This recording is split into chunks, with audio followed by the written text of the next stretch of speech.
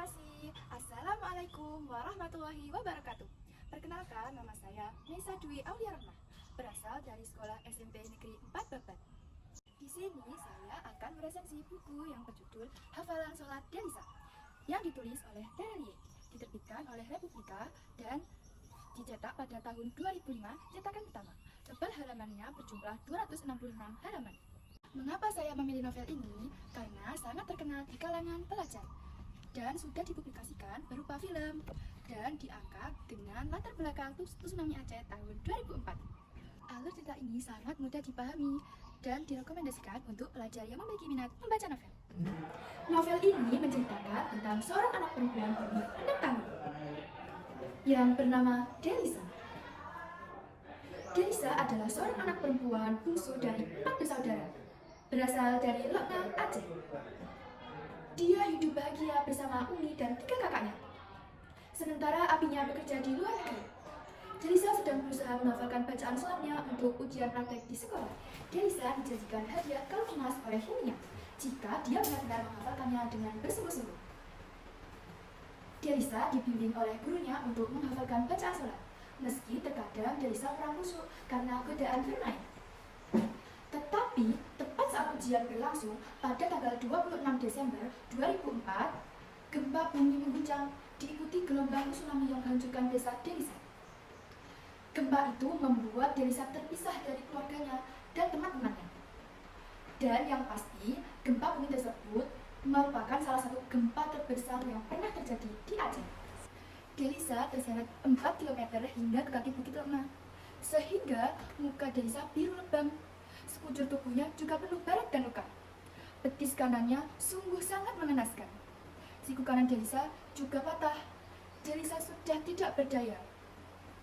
Suasana sangat hening, tidak ada siapa-siapa. Banyak pohon-pohon bertumbangan dan sampah yang berserakan. Kemudian, matahari bersinar terik mengembalikan penglihatan Delisa. Delisa refleks menggerakkan tangan kanannya. Delisa meringis kesakitan, menahan rasa sakit yang dia rasakan. Delisa mencoba berdiri, namun juga tidak bisa karena tubuhnya lemah dan terjepit. Hujan yang sangat deras membasahi kota Loknam. Ada petir yang berkali-kali menyambar, membuat terang langit Loknam. Tubuh Delisa basah kuyup. Dia kedinginan dan mukanya pun juga pucat. Dia lapar sekali. Sudah 6 hari 6 malam tidak makan apapun sama sekali. Dia juga merasa sangat haus sekali. Tiba-tiba ada 5 buah apel yang tergeletak di samping Delisa.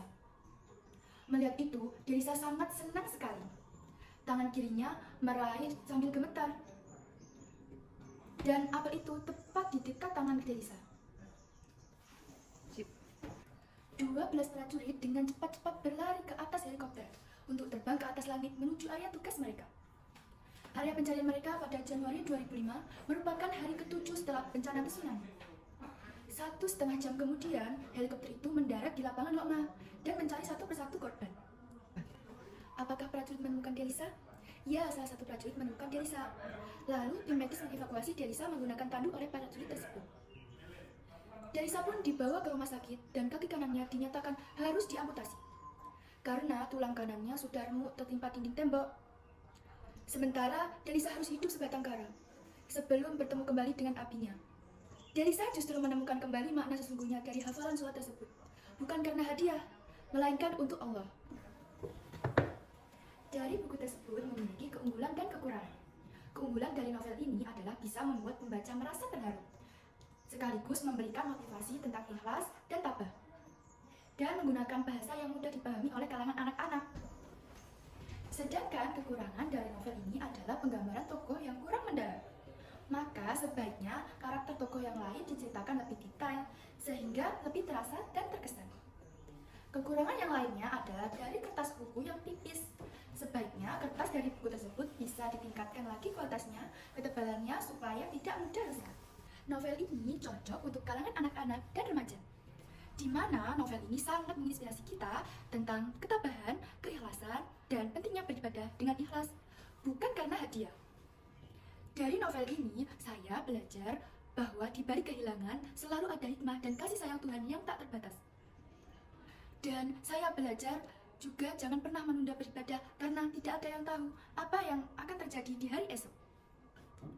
Oleh karena itu, novel ini patut dibaca, terutama oleh kalangan pelajar, agar dapat memberikan pelajaran nilai kehidupan. Sekian resensi buku yang berjudul Hafalan Surat Kesan. Terima kasih. Wassalamualaikum warahmatullahi wabarakatuh. Salam literasi.